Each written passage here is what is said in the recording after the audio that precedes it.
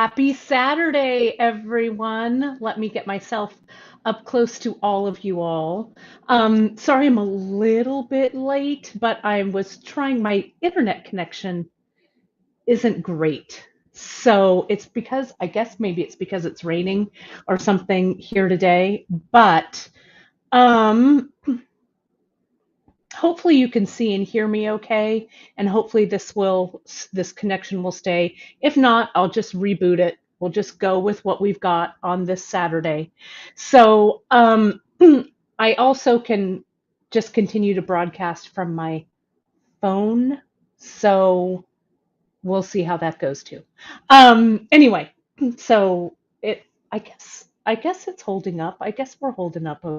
I hope so. Anyway, hi everybody. It is Saturday. What am I doing here on a Saturday? I I have no idea. I thought it'd be fun to spend a little Saturday time with you since I didn't do a broadcast last Friday because of the American Thanksgiving holiday and stuff like that. So I thought I would send this out on a whole bunch of different social networks. So we're here at beadshop.com like I am every Wednesday and Friday at 10:30 a.m. Pacific. I'm also broadcasting on my Kate Richburg jewelry educator page and in my Kate Richburg group. So howdy to you guys. I know I haven't broadcasted over there in a while. My Kate Richburg YouTube channel. So I'm sorry if you feel neglected, but here I am today. Um, I'm also on the Great Bead Extravaganza page on Facebook and in YouTube as well. We've got that midwinter market coming up in January, so that's going to be fun for the Great Bead Extravaganza. So we've got a lot of stuff going on. Let me just start off by saying a big welcome to those of you who are my regular watchers, and a big hello for those of you who found me on those other outlets that I'm broadcasting on today. So I just wanted to share you can find all things beadshop.com related over at beadshop.com on Instagram, on Facebook at The Bead Table, and of course you can like and subscribe to us on our YouTube channel over at beadshop.com. You can also find me, let me tell you here, you can follow my Instagram at BeadKate, my YouTube at Kate Richburg, and of course my Facebook group and page. You can find me there. So let me take this off. Let me get back to the comments. It's great to have all of you all here. I'm not going to worry about the connection. Hopefully it'll come back, and hopefully I'm coming out to you guys okay. So I wanted to start off by telling you a little bit about the project, or the collection, I guess I had. This light's a little, there we go. That was a little bright. Um, a little bit about the collection that I put out. It was last week for the American Thanksgiving holiday. I did two, and I wanted to talk to you a little bit about them because they inspired me to do a project. I had a friend of mine, a couple of friends of mine here over that Thanksgiving holiday, and my good friend Christine and I were chatting about beads and about projects and stuff. And she was my partner in my bead store, in our bead store Bellissimo in San Francisco those many years ago. So she's a great beader. And we were talking about closures and necklaces and making projects. And she's like, I want to learn how to do a button closure. And I'm like, girl, don't you know how to do a button closure? So Christine, you were kind of the inspiration for this broadcast, number one. Number two, it's holiday time, right? We're at the American Thanksgiving holidays. We're at the December holidays coming up. And in my family, and you've heard me talk about my grand, of course. In my family, we were big holiday dress uppers, right? We'd love to dress up during the holidays. My gran was one, even like during the summer, in the afternoons would be time to put on long dresses, whatever, right? Your lounging dresses. Um, and so I made these two collections with two of the ladies in my family in mind. And I'm going to show you the collection, and then I'm going to show you the ladies, and then I'm going to show you my project. So um, here are the collections. If you haven't seen them, there are a few still available, though you folks have been jumping in and snagging up the rest of them today over on beadshop.com. The one over to the left of your screen right here, I think it's the left, maybe it's your right if you're watching it. I can't tell. Anyway, the one with all the bead strands, that one is called Lily's Treasures, and it's a group of Czech Glass beads, which I love. And then the buttons are all Czech Glass buttons, and they're called Annie's buttons. So I made those two to kind of go with each other, complement each other. And this is my inspiration. So let me do this one here. Here's the project, okay, and we're going to look at that in just a moment. Let me get that cord out of the way.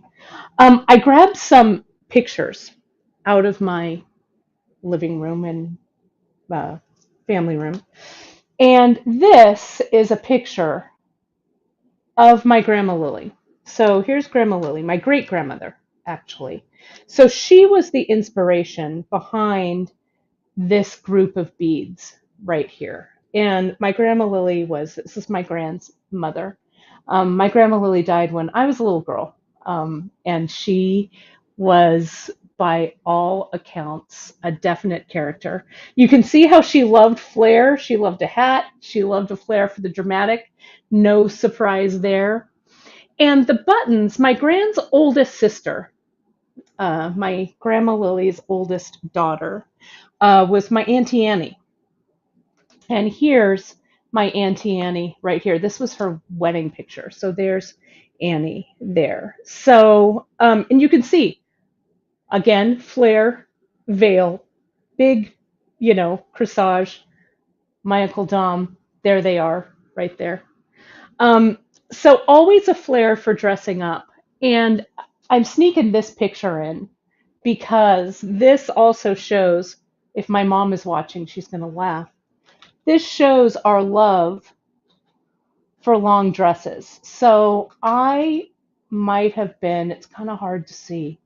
Let me pull it back a little bit here. Gran and I, of course, are wearing matching dresses. There's my mom wearing probably a black velvet choker, and there's Auntie Annie. Notice we're all wearing long dresses because we liked to dress up, even in the summer, I guess, out there in the backyard in Gilroy by my pool, right? So, so this collection was an homage. There they are, right there. Yes. An homage. My mom is watching. My mom says that Grandma Lily, and she did, she loved singing country and western. She sure did. She was quite a character for sure. So this collection of these beads and those buttons are kind of a nod to Grandma Lily and to my Auntie Annie. So I wanted to show you these in person. The buttons, I think, are just gorgeous. This largest one is about a 30 millimeter, maybe a little bit bigger. Let me tell you what that is in inches so you can kind of see. It's about an inch and a quarter here, right? And then the other ones go down in size from there. So that's about an inch. That's about 3/4 of an inch. And these are about 3/4 of an inch. These are about maybe 5/8 or so of an inch there. So they're a fun grouping. And I also wanted to mention, folks, I don't know if you saw on the homepage, we're doing a $10 off code of 50 or more. And Drea marked down the both the beads and the buttons. But if you're checking out today, use the coupon code SAVE10, and if your order is $50 or more, you'll get $10 off. So I just wanted to put that up there just so you could see that as well. So these are kind of a bargain today. We're going to clear out the rest of them, and I want to show you what I've made. Okay, so let me show you how I'm going to close this off for you. Okay, so here is the strands that I've strung, and I strung this up this week, and I used silk thread. Okay, and the silk thread, oh, the URL, sure, let me do this, Melanie, hang on, let me go right here to beadshop.com. That's where you're going to go, right there. And I should have, sorry, I should have this up, but I think I turned it off. There we go, from yesterday's broadcast. But you can find everything right there on Beadshop, and you'll see them right on the homepage as well. Okay, so let me get back to that, and bear with me here while I do that. Okay, back to it. So I haven't used our silk thread lately as much as I have liked to, I guess. I love silk. I love working with the silk thread. You know, maybe it was last month, we launched a whole collection of silk knotting thread. There we go. That looks prettier. And you saw Janice and I talk about it. I've got a couple of broadcasts coming up about it as well, about how to use it, about how I do knotting and stuff like that. We have a lot of different colors here. We've got some new colors coming. But I just love the silk, and I thought it would be a beautiful way to string these beads up. You could also use Ceylon. I tossed around the idea of using fine, Ceylon and fine. I thought, well, maybe I would. But then this was sitting right here, the spooled silk was sitting there, and I'm like, why don't I use that? So I did. But you can use either. You could also use soft flex, nylon coated bead stringing material, right? That would work. You know, whatever string material you like. And the way you'd close this off if you were using soft flex, I'm going to close it off with a button and loop. You would just macrame over the soft flex instead of the thread. And I'll show you that. So when I measured, let me get back here on the front. When I was making this piece, and it's a little chilly today, which is why I'm wrapped up in the sweater, but I thought it also went with the earrings that Drea made that I'm wearing nonstop because I love them. I got my tape measure, and I wanted this to be a fairly close fitting necklace because I want it to have kind of a vintagey feel, right? As an homage to Grandma Lily and Auntie Annie and to Gran, right? I want it to have that little bit of a vintage flair. So I want it to sit probably about right here. So that is on me 18 inches. Okay. So when I was stringing this, I was stringing it at my work table in my sewing room. I have a tape measure down, and I strung all of these at about 16.5 inches. Okay. And so what I did was I reeled off about 2 yards of silk, right? And what I did, I'll just show you this in a small piece so you can see it. Let me get some thread snips here. It's kind of fun to do this on a Saturday, isn't it? I feel kind of cozy. I like a Saturday kind of more casual broadcast, just kind of hanging out with you, and obviously a bunch of you do too. Thank you so much, you all, for taking time out of your busy Saturday. And Agita, a big thank you over on Facebook for linking those everything over on Bead Shop. I really appreciate that. From across the miles there over in Denmark, I appreciate it so much. So see how I've cut a length of thread. This would be about 2 yards in real stringing life. Okay. Then I would double it through the needle, right? So um, so it would be about a yard that I'd have to string.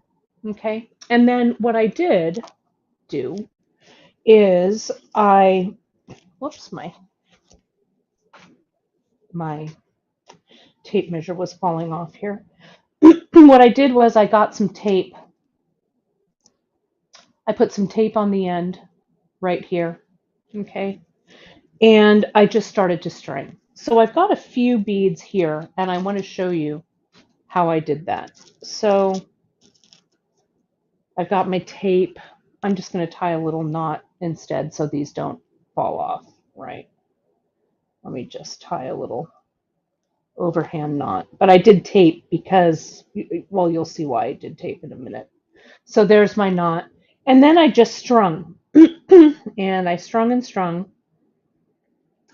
This silk size is size F, right? You can see that size F there, which is about equal to about a size 4 silk on the card. Okay. And then periodically, right, as I'm stringing, I'll just go ahead and make a knot, just a little overhand like pearl knot, not between every bead. I cut such a short piece of thread that it's kind of hard to knot it here. There we go.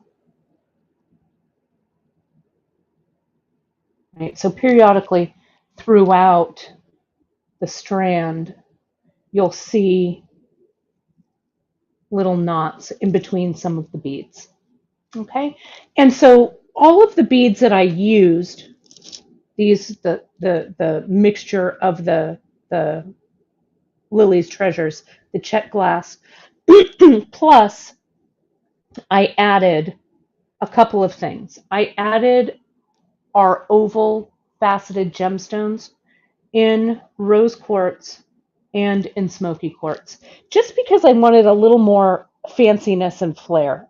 Okay, you can use things from your bead stash, whatever works for you. We still have some of these in stock, this faceted rose quartz and the faceted smoky quartz here. But add in whatever you like, or don't add anything at all. I mean, it would look fine without those. Okay. So I did the 5 strands, and like I said, these 5 strands measure about 16.5 inches. Okay, so I should have pulled out my bead board. Of course, my bead board has a project on it. Well, we're just going to have to go with this. That's okay. Let me make sense of this mess over here on this side. Okay, so I'm going to do a button and loop clasp on this. All right, because Christina and I chatted about it. She wants to learn how to do a button and loop. We're going to do one. I'm going to use this large button because I feel like it's kind of grand. And maybe I want this to end up on the side of the piece, maybe in the front, whatever, doesn't matter. But I kind of wanted this large button. Though you could use any of these sizes and any of these buttons will work. Okay, even this smaller one, they'll all work. I'm going to use this large one here. And so Lorraine is asking, so I doubled the thread. That's correct. Over the needle, where did that little piece go that I was stringing with? Well, you can see it coming out here. Let me get this strand. Here it is, this little strand. You can see I've doubled it over the needle, the 2 yards, so it's 1 yard in total length with 2 strands. I hope that makes sense. And when I string, most of the time when I string or I pearl knot or whatever, with whatever thread I'm using, regardless, straight stringing like this, I'll always use a doubled strand like this. Okay, just for strength and stability. If one strand goes, the other strand will hold, usually until I see that that thread is damaged or broken. Okay, so let's start with this side first. And when I make a necklace with a um, button and loop clasp, I start with the button side because the size of the button is going to dictate the size of the loop that I make. Okay, so let's, of course, the thread on this side is all tangly, so let me untangle it. Though the silk is kind of slick, so you don't really have to worry about it too much. So it kind of comes apart pretty easily. At least that's what I'm hoping. And you can see each of these threads have been doubled and there's a needle on the end. And the needle that I use is, let me get one so you can see it on its own. It's that wire beading needle that has the large eye. Can you see that there? And that eye then compacts down when you put your first bead on. Okay. So I strung these strands extremely randomly. And let me just lay them out kind of one by one. They want to tangle, don't they? Let's hope it doesn't all end in tears. I think it'll be all right. There's one. Let me see if I can just kind of lay them out here. Here's two. And can you see how I've just kind of, as I went along, and I strung each of these individually, one at a time, and I just strung on what I felt like stringing. Stringing on a large bead, a small bead, some repeated, the same beads one after another, whatever. Because in this 5-strand medley that's out here on my board, you're not going to look at the individual beads so much as the big picture, right? So I'm just going to worry about what this big picture looks like and not worry too much about each bead as it goes on the thread, if that makes sense. Okay, so here's bead or strand number 4. Let me get this out. And I see there's a question about what size needle this is. In the twisted wire needle world, I believe this is a medium size. You could use the fine, though I don't use the fine, honestly, that often for all but the very smallest beads, because the fine wire needle likes to twist and kind of warp a little bit, not unlike these threads. So bear with me here as I as I deal with this. So yeah, the collapsible eye needles that we carry, it's not like a seed bead needle where the seed bead needles come in a size 10 or a size 12 like Emily was using yesterday, but they do come in different weights. So this is a medium, and I think we carry them, don't quote me on this, I think we carry them in a heavy, a medium, and a fine, if I'm not mistaken. Medium is my go-to. And the holes in these glass beads for glass beads are pretty big. Okay, and you can see that if I hold up that thread, that hole. See, it's a pretty big hole right there. So it fits just fine. So now that I've kind of untangled everything, I'm going to, I think actually I'm going to use this side first. And Carolyn's asking, are all of these the same length? Well, that is a very timely question, Carolyn, because that's what I need to check next. So I'm going to put all of these pieces of tape together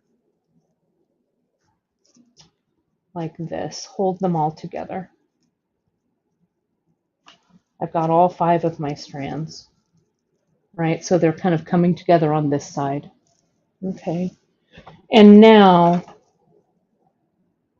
I'm going to hold these all together so they kind of come together on this side. And then I kind of do this, right? So I can see that they're all mostly the same length, right? That they kind of sit in a range. So they might be maybe 1/4 of an inch off, 1/8 of an inch off, something like that. Okay, that's about what you want because you want everything to sit close together, but they can have a little bit of room. Okay, so to make things easy, what I'm going to do is I'm going to start on this side that has all the needles on it. Okay, and I'm going to do, like I said, I'm going to do the button side first. So let me grab a couple of clips. I'm going to take off my heavy sweater because the heat is finally kicking in my studio here. And it's a little warmer, thank goodness. I'm going to bring all of these strands together here, okay, at this end. And I'm going to take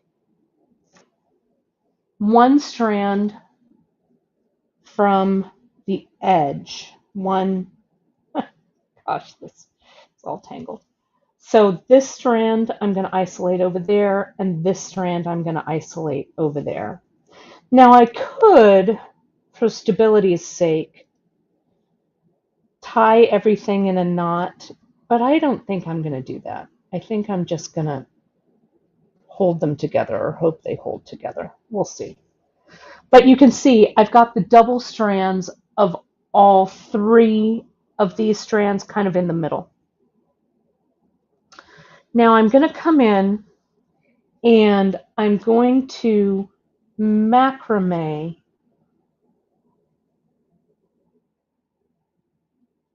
Let me move that and move that. Doing that flat macrame with these two sides. So I'm going to do my loop on this side, bring it over those three strands in the middle. This outer strand, this doubled strand here, just like we're doing our regular flat macrame, like you've seen me do it, but it's a little goofy here because nothing's connected. Okay, I'm going to come over that strand that's coming out of the loop, under these three strands in the middle, and then up through that loop. And it's easier for me to do this on this side with all of the strands that have the needle on them. See how I kind of have to juggle and coerce everything so everything kind of comes down pretty tightly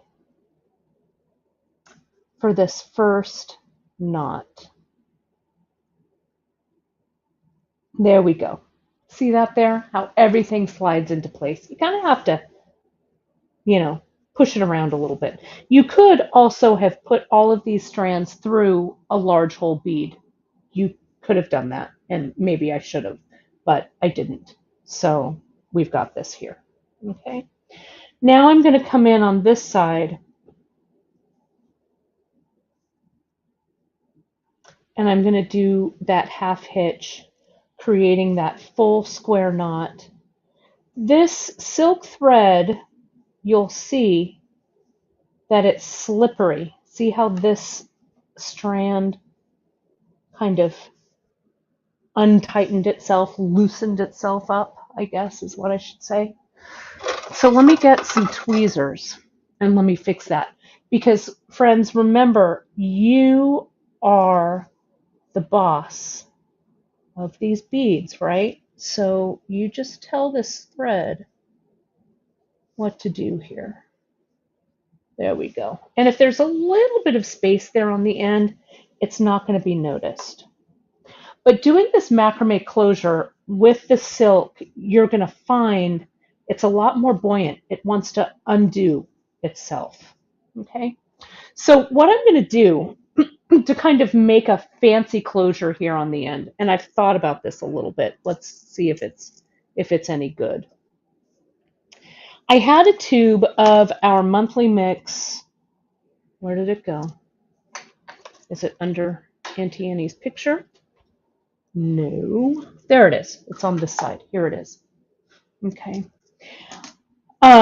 I've got the November 2022 Mum's the Word mix, and I've got some size 8s in there, and I want those size 8s. Melanie, this is a really good question. So you'll be able to tighten it on the other end.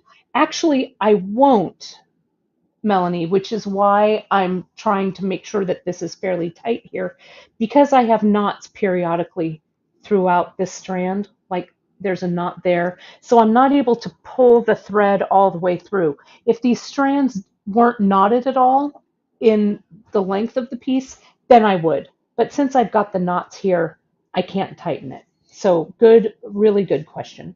So let me open up this Mum's the Word mix. You can use an 8/0 or you can skip this step. Doesn't matter, but I thought, why not fancy it up?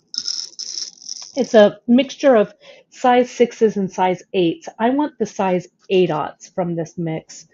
I'm going to tie another set of square knots now that things are a little more manageable here. The silk, it's so wonderful to work with. Again, it's slidey, but boy, is it pretty. And it has such a nice sheen. I think it really complements these beads and the semi-precious pretty nicely. Okay, so there's that. And you can see, you can't really see that well. But let me see if I can maybe lift it for you. Come on. Please focus. There we go. That's not too bad, right? You can see it's the beginning of that square knot, okay? Um,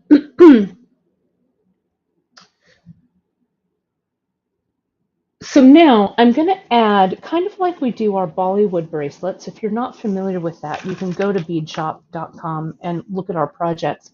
Our Bollywood bracelets are little flat macrame bracelets that we do some beadwork around the sides. I really want this to be, see how I'm struggling because it's not tied down anywhere. So let me fix that here. And let me show you how I do that. So I'm not fiddling around with this the whole time. Plus it's a Saturday. It's a little more casual, right? I have no plan. What a surprise. So I've got a piece of cord. Let me get these 8/0 out of the way because they're going to end up all over the floor. I'm going to put this cord around my beads. I don't want to clamp these beads directly to my board because I might damage them, right? So I'm going to come in and I'm going to clamp using my little clamper right here to my design board. Now I'm going to clamp this center strand, right, to the board right here. So I've got this connection here that's nice and taut. So I'll be able to macrame a lot easier. Okay. So, and Mary Ellen, you're asking about my favorite method of knotting. My favorite method of knotting is knotting by hand. And Janice and I have a broadcast. We have some new pearls that are coming on Bead Shop, which I'm really excited about. They're going to be launching, I don't know, in a few weeks, sometime this month. We've got also some more colors of the silk thread coming as well. And we're both going to talk. It's going to be another knotting show. So I'll talk a little bit more about that. But, you know, whatever works for you knotting wise, embrace it, right? Some people like the knotting tool. I'm not a huge fan of it. Some people like using the knotting tweezer, which I am a fan of, or the awl. I usually just knot with my hands, with my hands that way. One of the fun things that we do at the bead retreat, we did it this year and we'll do it again next year. It's going to come up in August. We'll release the dates right after the beginning of the year and take signups. I do kind of a bonus pearl knotting project, right? And so you can just sit there and pearl knot the whole time if you want. I know Deborah, one of our viewers, Deborah was there at the retreat, and she conquered pearl knotting. It was amazing. We had so much fun.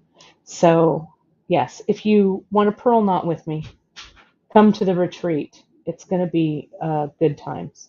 So see how I'm adding this little, and sign up for the newsletter. That's where you'll get more information. I don't have any information out about it quite yet.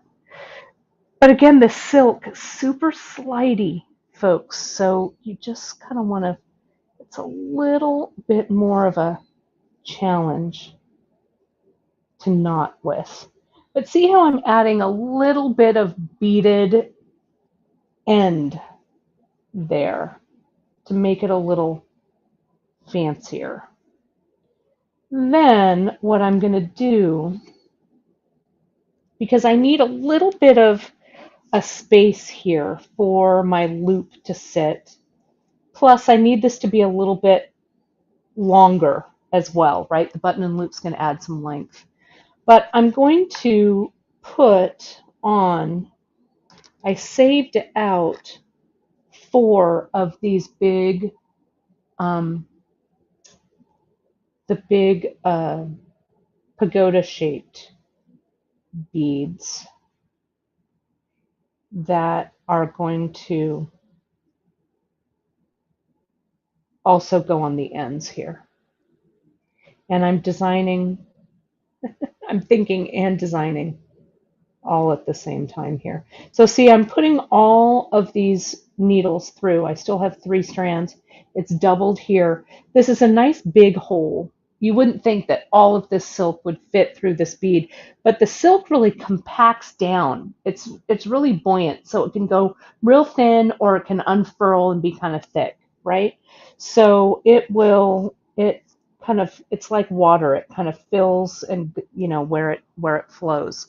So I'm going to put that one on. I'm going to retighten this because it wants to untighten. I'm going to push that down. There we go. And what I'm going to do is I'm going to bring these strands all the way around. I think I am. I don't know if those are going to stay. This little bicone has ridges on the side, so I think that thread will actually stay there. Let me see if it will. I'm going to tie a knot. A big overhand knot there.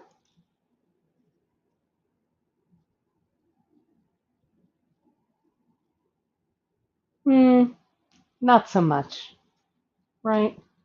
That doesn't really stay. And plus, this isn't the right place for that knot. So let me undo it. It's okay. What I'm going to do,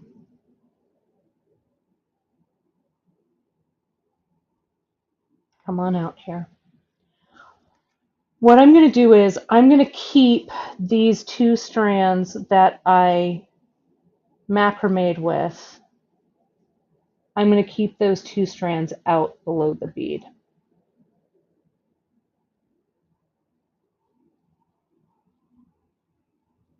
Okay. And if those of you, I see a few of you who are saying that you just joined us or that you've joined us a little bit late, you can watch this replay. Best place to watch the replay. This will be on the Bead Shop YouTube channel. Easy to find. You can watch the replay at any time. You can also, it's streaming to my Kate Richburg YouTube channel. You'll find it there, right? So you can find the repeat of these. This got a little twisted here, so I want to untwist it, tighten it down, and I want to pull those 2 strands right to the back, right there. Okay, so let's leave those out. Let me get this second bicone because I had a feeling that I'd like the way this bicone looked. So I'm going to keep it. And we're going to string this back through like this.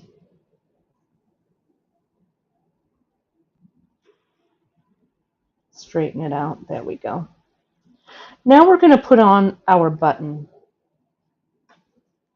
I want to pull all of this thread so it's tight. And you're going to see why that knot didn't go there yet. Okay, bear with me here. Here's the bead, I mean the big button here. So I'm going to pass all of these strands through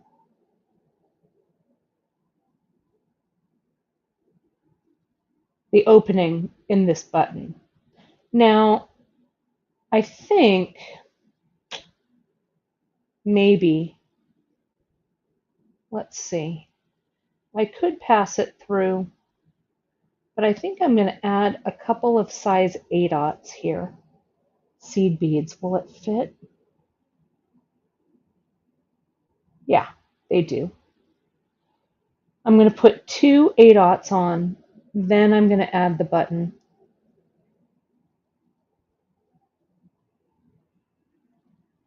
And see, I'm holding all 3 of these needles together. Let's see if I can get them through. If not, I'll pass them through. Maybe one at a time will be easier. It looks like this button has holes that go this way and this way. So I just want to make sure that I'm going from one, in the same plane there. So there's one. These threads like to twist, so I'm going to untwist them as much as I can to send it through the button. Remember, I've got those 2 8/0 over there, so I'm going to need 2 8/0 on the other side of this button. Also notice, folks, how I'm holding the thread kind of out of the way in the tunnel of the button like this, so I can put that needle through easily. Okay. Now I want to bring these 8/0 down. There. Pull the button down. There. I don't want it completely tight. I need a little bit of wiggle room here. Okay. So I'm going to do that. And I'm going to, you know what? I think what I wasn't thinking, I can't pass all of these beads, all these strands back through this bead. So I actually need to only have two strands there. So let me pull that back, and then I'll show you what I did. This will all become clear. It's a good thing this silk thread is fairly slippery, so I'm not having too many tangling issues. But remember, you're the boss of this thread. Let me untwist it, and I'm going to send this needle backwards, eye first, back through all of this.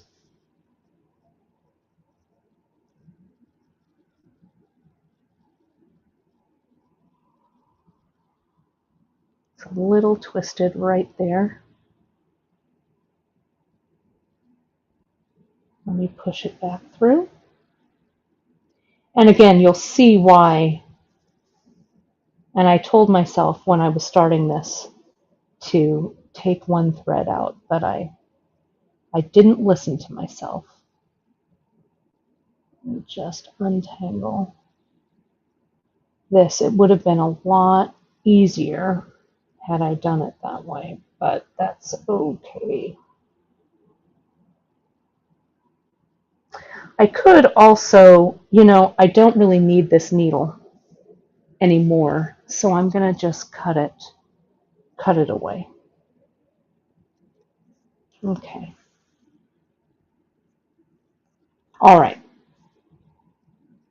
So let me show you this makeup again here.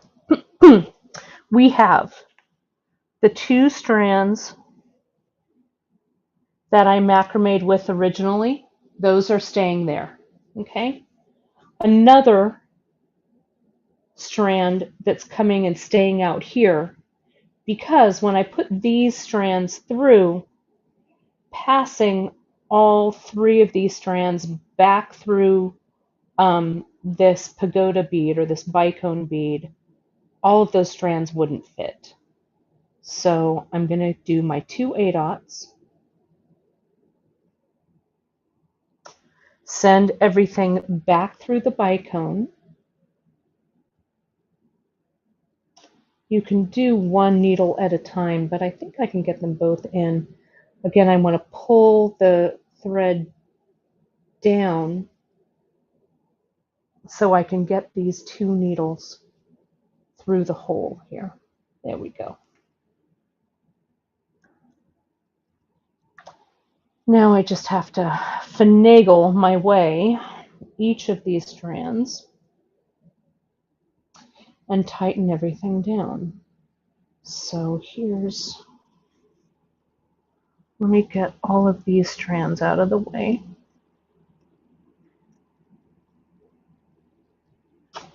And these strands that are coming down, I need to tighten.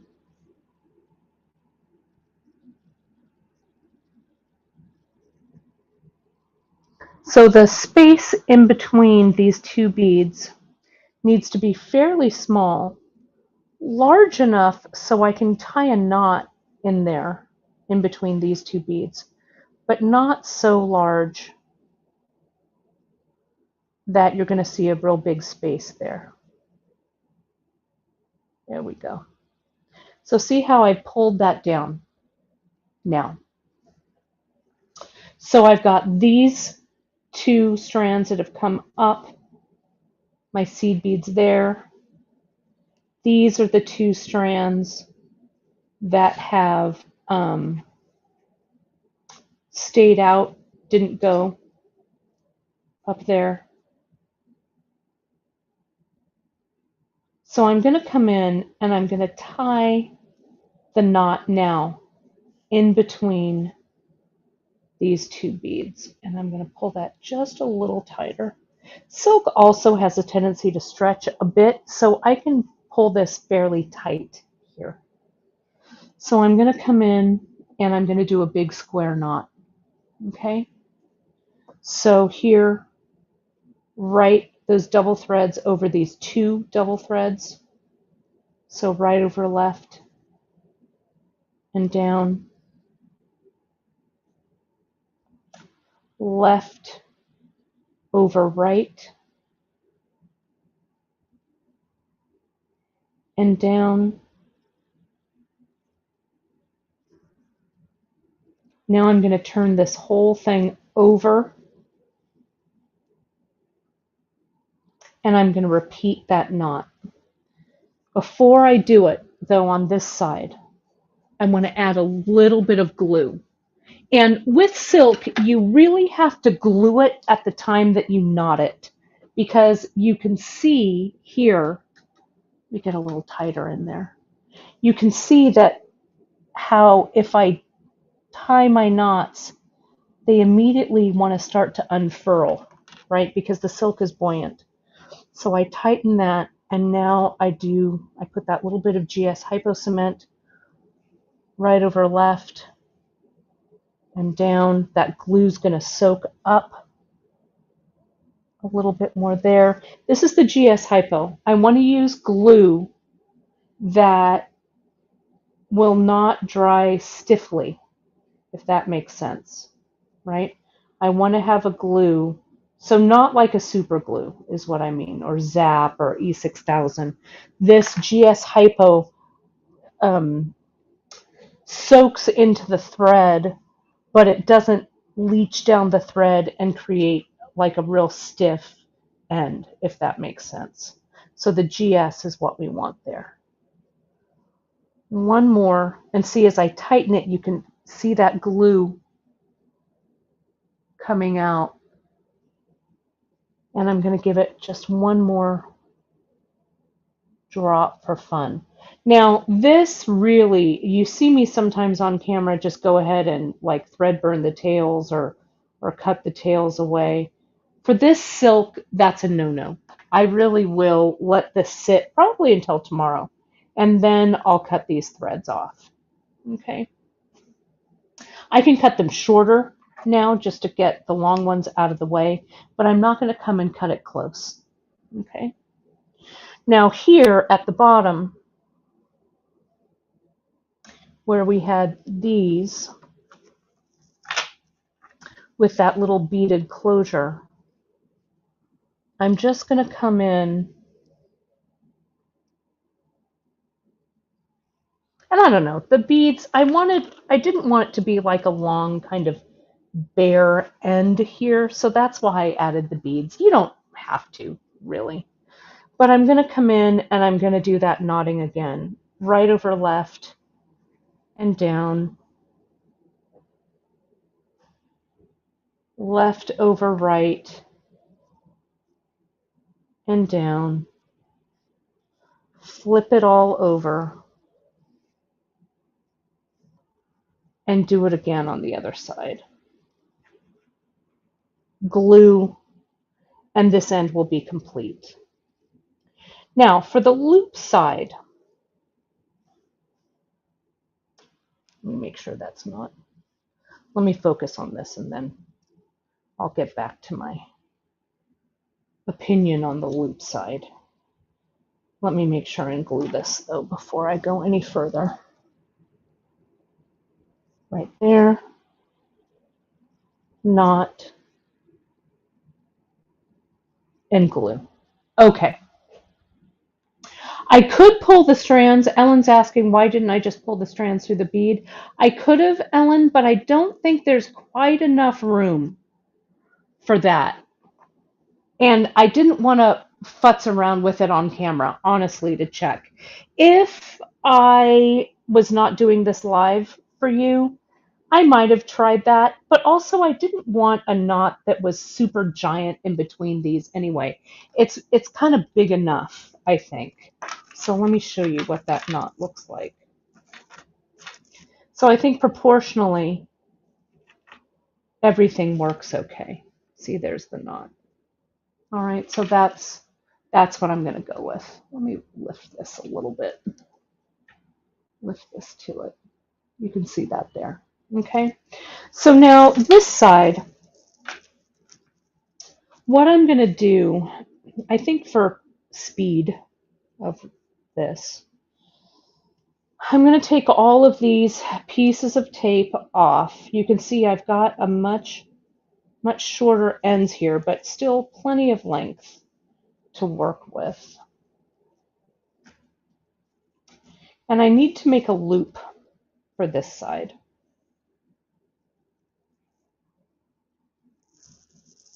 I want to make sure, this is when I check it, and I make sure that I've got enough, that everything is laying right. It looks okay. Looks good.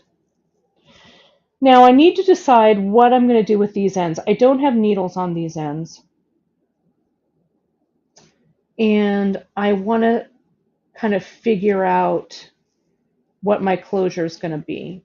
Now, I know that I want these closures to match. So I'm going to do the 2 bicones on this side. And I have some bicones over here. Okay. I also want to think about, I could do just a macrame loop. You've seen me do that before. Emily did that on her piece. You saw her do that. I think I've got a macrame loop right here on this Kumihimo piece, right? So I could come, bring everything together, macrame, macrame, macrame all the way around, come back, macrame down, and that macrame loop would fit over that button, right? What I think I'm going to do,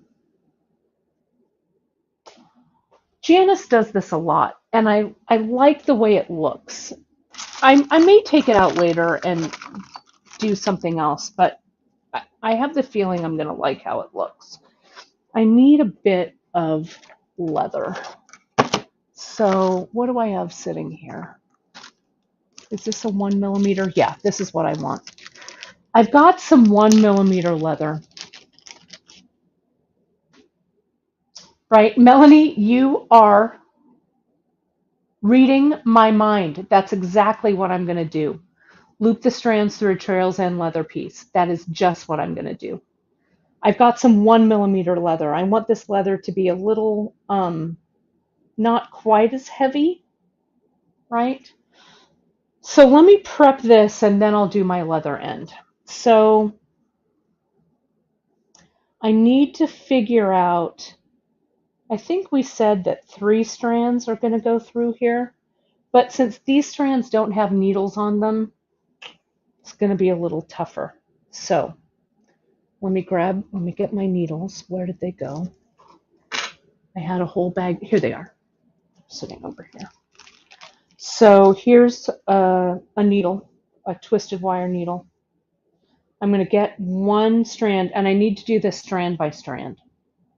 Okay, so also see how the silk likes to untwist. So I'm going to clip this just a little. I wouldn't have quite this issue of like the knots coming out and the ends kind of unraveling if I were using Chinese, I mean not Chinese knotting cord, but Ceylon, because the Ceylon is a lot stiffer.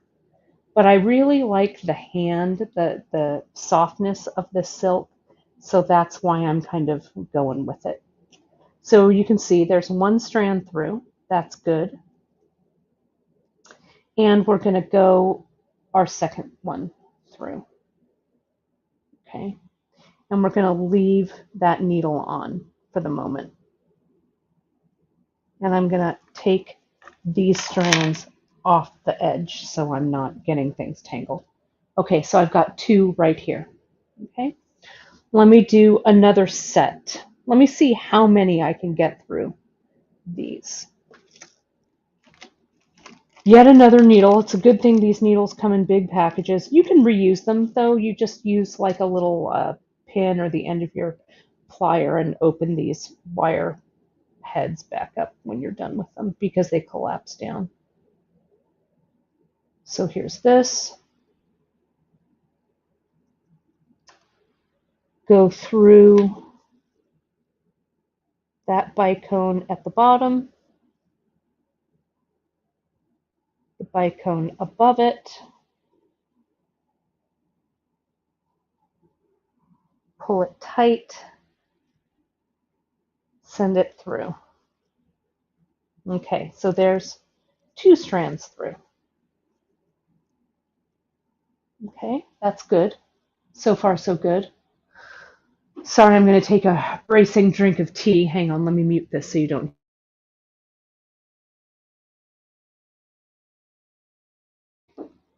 Okay, let's do our third one. Oh, that gave me the courage to carry on. Nice gulp of tea.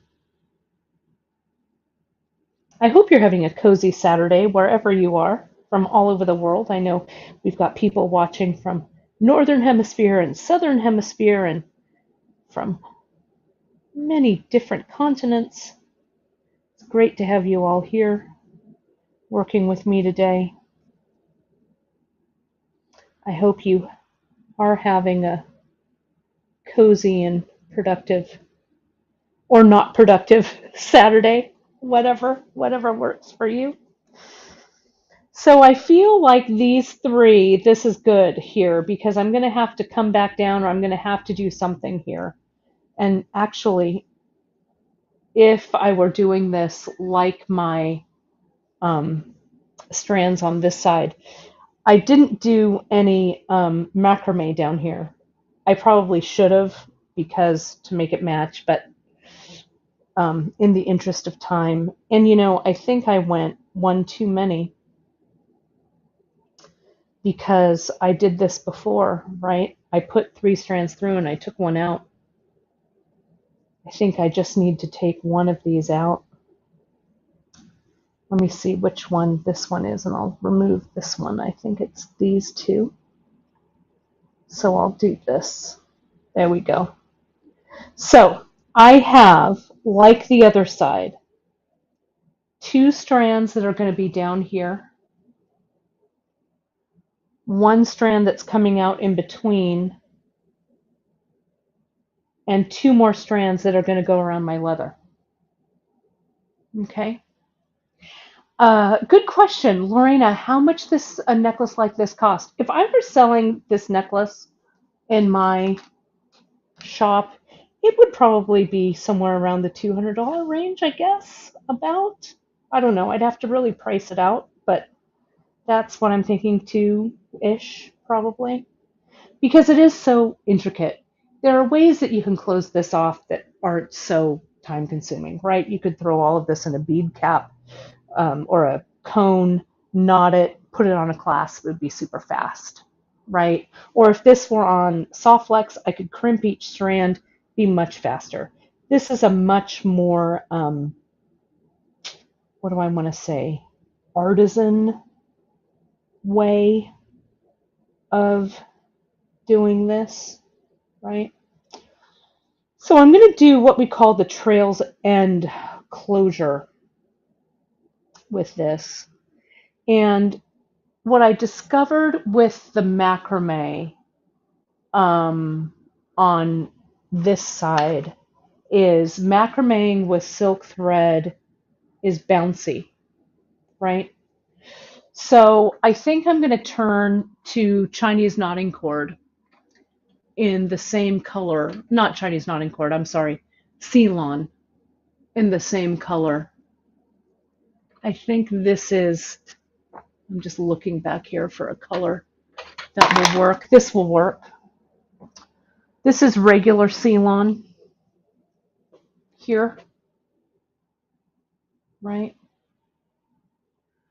And it's close in color to the silk, so I'm good. I'm going to cut, I don't know, maybe a foot. I'm going to put this aside and I'm going to make this closure. So what I'm going to do is I'm going to loop, I'm going to make a figure eight. And I need to make sure that one of the figure eights is going to fit through this button like this, which it will. The other figure eight doesn't have to be as long, right? Because my threads are going to go around that. So I'm going to come in and I'm going to clamp this here. And I'm going to clamp this over here. So I'm opening up a space where I'm going to macrame. Kim's asking also, couldn't I make needles using the 34 gauge wire? You bet. And you all have seen me do that. Many of you have seen me do that. So you don't have to use the twisted wire needles. You could do that too. You know what I think I'm going to do instead of macrameing this? I think I'm going to silk wrap it instead, to be honest. I think a silk wrap will actually look a little bit better. So let me I unclipped that. I've got a loop here. We've got it in our basics, in our learning section, our bead shop basics, over on the bead shop website, how to do a silk wrap. But essentially you have a loop and then a long piece of cord and a short piece. You lay that all along what you're going to silk wrap. And you take the long piece of thread and you bind it, wrap it around all of your cords and the other thread there. Now I'm going to switch hands and I'm going to wrap it around. You can look at that basics. I did a video on it, how to do a silk wrap. It'll be easier for you to digest without all of this other rigmarole here. But I'm going to silk wrap this, I don't know, just under, maybe like 3/8 of an inch or something here, maybe just under half an inch. I'm going to bring that end through the loop and I'm going to pull it through so that the connection will live under that silk wrap. Pull on both threads to tighten, twist it so everything kind of sits nice and evenly. Hopefully this loop stayed big enough. It did not. I should have checked it before I pulled it. The silk wrap, I made it nice and tight. There we go. That's better. Okay. Now I really need to tighten this up. I'm going to come in and clip away the ends of the strand and this strand here. And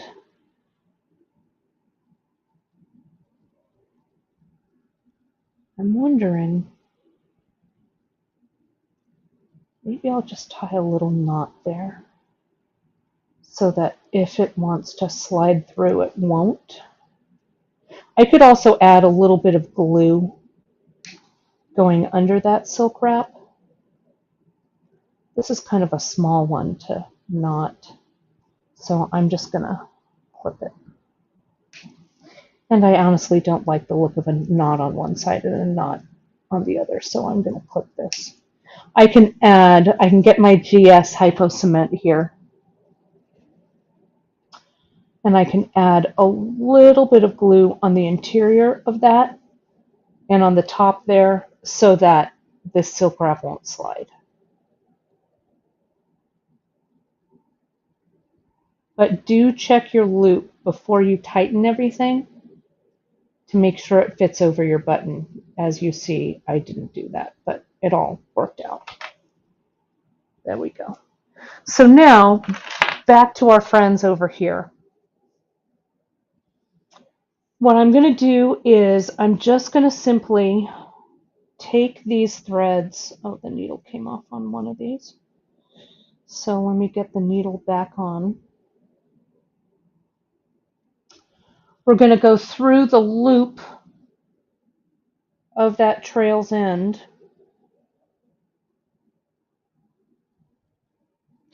Let me see if I can reuse one of my needles here instead of using another one. See how the needle, the eye of the needle wants to close up? If you get like the tip of your snips or your wire cutter, your wire pliers, or head of your round nose pliers, what I'm trying to say, you can open that eye right back up, put these strands through,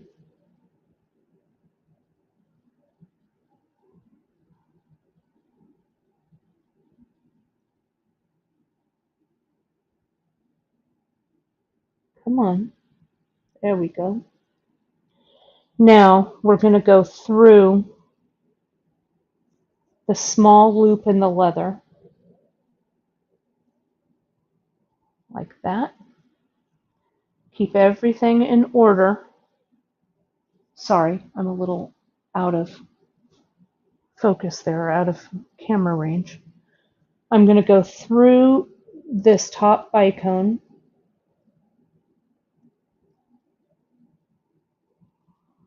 trying not to snag these needles on the silk thread. Send them through. I might have to do one at a time. Both of these fell out. Can you see that? So let me just do one pair at a time.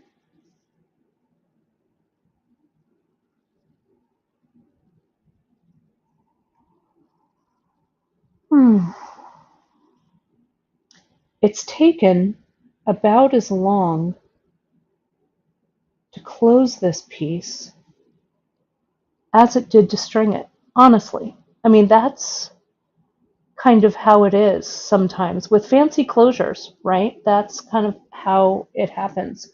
And I'm going to tell you something like this, especially when it's this kind of fanciness at the end, you don't want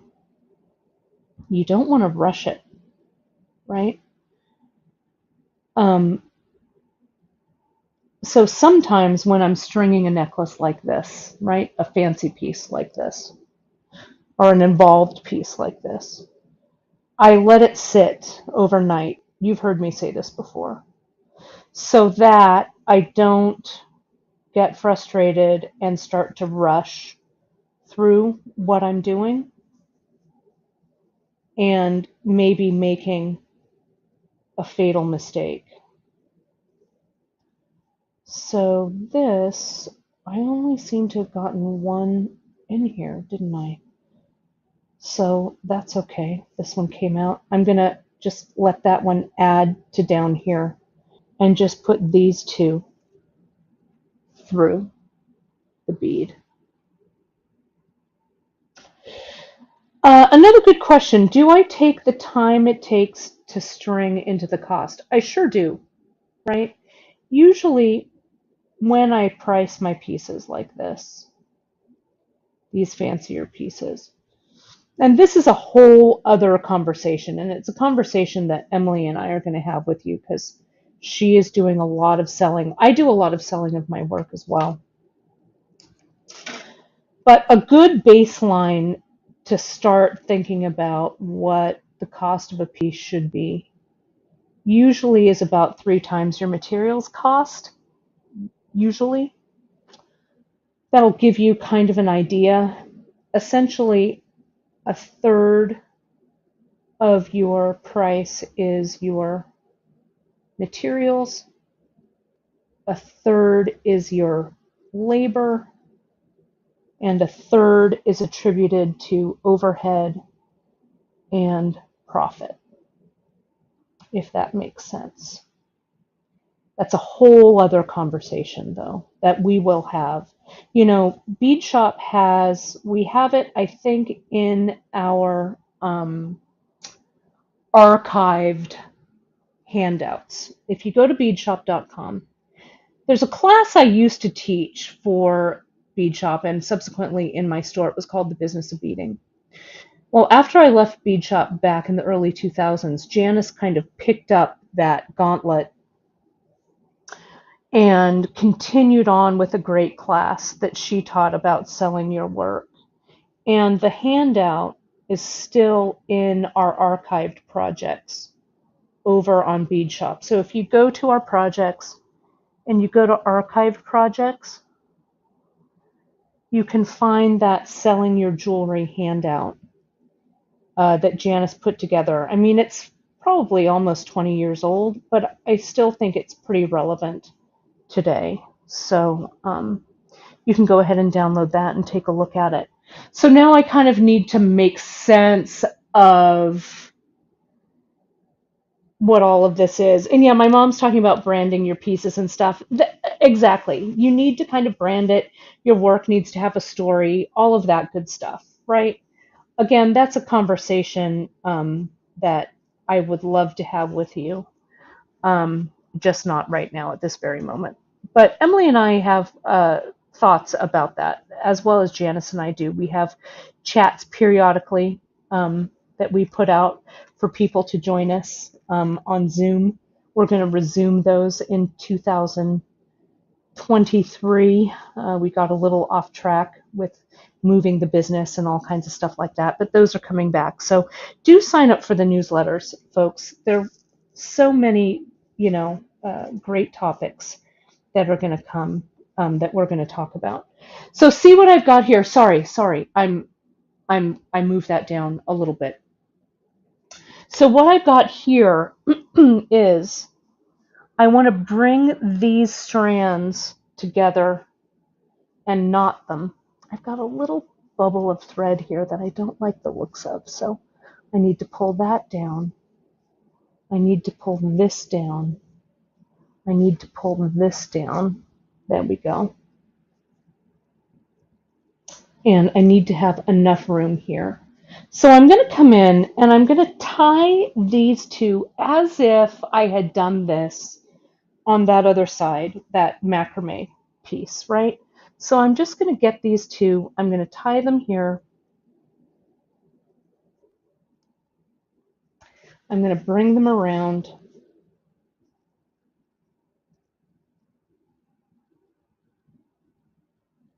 Actually, because these want to, the silk is so slinky, I'm going to tie these two together.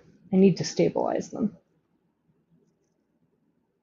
There we go. Now those aren't moving. And now it doesn't matter which two strands I get either. I'm going to come in, I'll turn all of this over.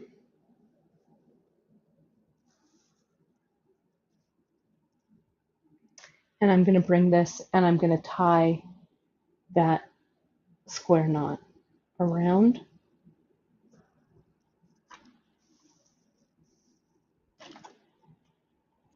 Add that glue. Don't forget our friend the glue.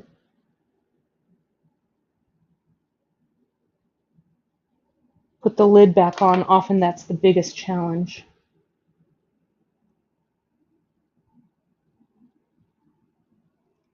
Tie it and tighten it. One more glue. Bring it round. Finish that tie off.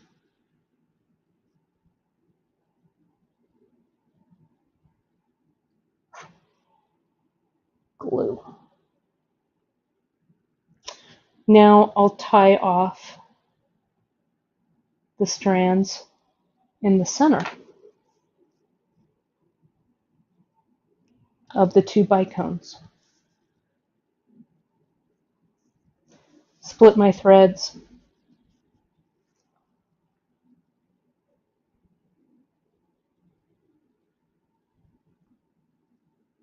Tighten.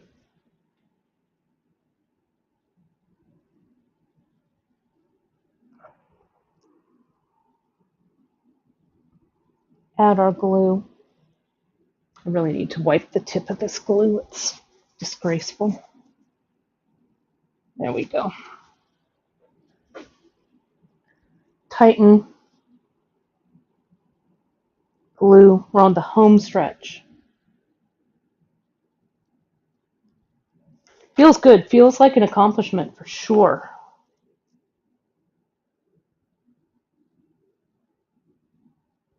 Come in here.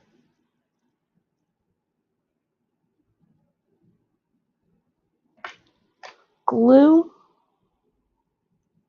Tighten.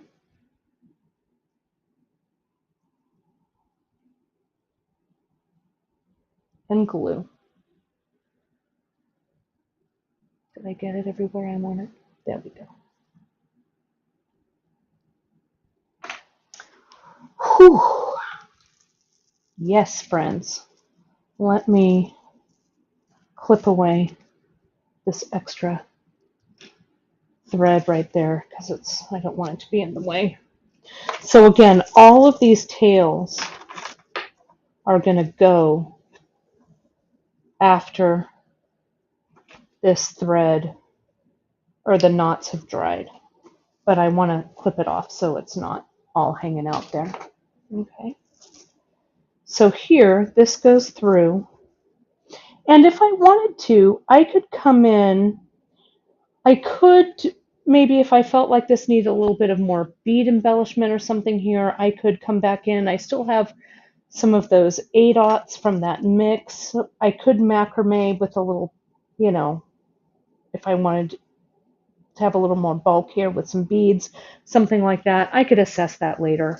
But I'm pretty pleased with how this looks, and I love this trail's end look. I love how that looks.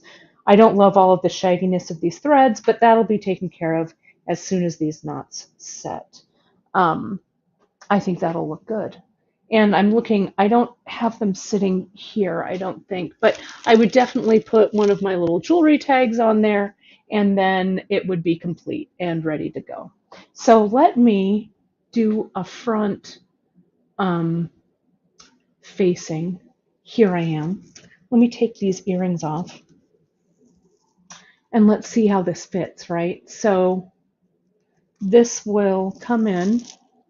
It's the right length. Yes. Good work, me. Right? It's exactly the length I wanted it to be. And again, if I want this button to fall to the side or whatever, it's a nice embellishment for that as well. So I want to thank you for hanging out with me on this Saturday. I'll do a dual thing here so you can see both of them. Now, just as a reminder, everyone, I'll do this. Let me put my earrings back on. My homage to my Grandma Lily and my Auntie Annie. It was fun. So I hope you learned something. I mean, it was a little laid back. I didn't rush through this. This is it. Um, so, hopefully you'll take away some of this. Try out the silk. If you haven't worked with the silk, it's a little bit of an advanced material to use, right? Because it is, you saw, I was fighting it a little bit. Sometimes it's a little slick. But, sorry, I know that's a little gross sometimes to hear me swallow my tea, so I apologize for that. You could use Ceylon instead, right? Be a little more grippy. You could use nylon coated bead cord like Softlex, string it, and then you could just crimp it closed, right? There was another question here that I thought was a good question from Ronnie. She asked, in your opinion, would these beads have looked so good in a multi-strand necklace where the strands were different lengths? 100%, I think, Ronnie. I think that since this design that I have here is random, I wanted them to sit more like a rope, right? Or all closer. If I had patterned this, let's say, a very definite pattern, then perhaps a graduated bib may have looked better. The beauty of something like this necklace is you can decide whatever works for you, right? Um, Remember Janice's bird necklace. Let me show you this real quick, and then I'll flash some other special offers and everything, and then I'll let you get back to your Saturday. But remember Janice's bird necklace that she did, right? This also kind of ties into that. The birds are all bunched together. Remember this beautiful piece here, right? She bunched, these are all bunched, but she brought some semblance of order to this piece by color blocking. Okay, so you could do that same kind of thing with this type of necklace. This is definitely graduated, right? It's more like a bib kind of a piece, right? So you can decide, you can make it however you want. Remember, I've got it sitting here, I've got to finish it, but I did that companion piece to the birds, and I did a long strand, and I also did color blocking with that, right? So you just need to decide you know, what design works for you. The beauty of beads or working with beads as your medium, as opposed to things like metal or fabric or things like that, is that your pieces retain their integrity, right? You can cut up the strand of beads, but you can always cut up these necklaces. I could cut up all of these necklaces that are sitting right here on this board, return them back to their individual strands, and start with a clean slate, right? So the beauty of beads as your medium is you can always go back to their original form and reuse them again. Okay, so I hope this kind of sparked some ideas, sparked some creativity for you this weekend. Just as a reminder, everyone, of course, you can find all of the product that I used in the project today. I'll probably take a photo of this and Drea can put it in the newsletter at a later date. But essentially, this is just kind of a random stringing. Remember, I used the gem ovals in the piece in rose quartz um, and in smoky quartz. You can find all of that stuff right on our website, right at beadshop.com. Don't forget, you can sign up for our newsletter for all the latest info from us. And right now, let me step over here. There I am. Right now, you can use the coupon code SAVE10. It's $10 off an order of 50. So we've marked down the rest of the kits, the Lily's Treasures and Annie's Buttons, to move them out. So today's the day to get them. Drea marked them down, and you can bundle them with this Save 10. Okay, so if you haven't gotten them or you want to pick up another set, now's the time to do it. I'm really glad that you all liked these pieces. It was so fun to put them together as an homage to two great ladies in my family. And I will see you all next week on Wednesday. I'm going to be using, we've got some new things launching on Tuesday. We've got some new clasps that are coming for Kumihimo, and we've got some new beads, and I have my Kumihimo disc here that's ready to go. We're going to talk about Kumi with these new beads, new clasps. So between now and Wednesday, I've got to get it together. Lorena, you ask a nice question, so I'll answer it here on a Saturday. It's really nice of you to ask. Welcome, you're fairly new. Did you learn from my mom? I am very lucky that I still have my mom. She is amazing. And I did. I learned all things creative from my mom and my gran. They are two really crafty and creative ladies. So a big shout out to my mom, who's just a mile down the road from me, which is great. And I will see you all on Wednesday. Don't forget to join us over on our social. And until then, folks, I will see you soon. Thanks so much for joining me on this Saturday. Have a great rest of your weekend, everybody. Bye bye.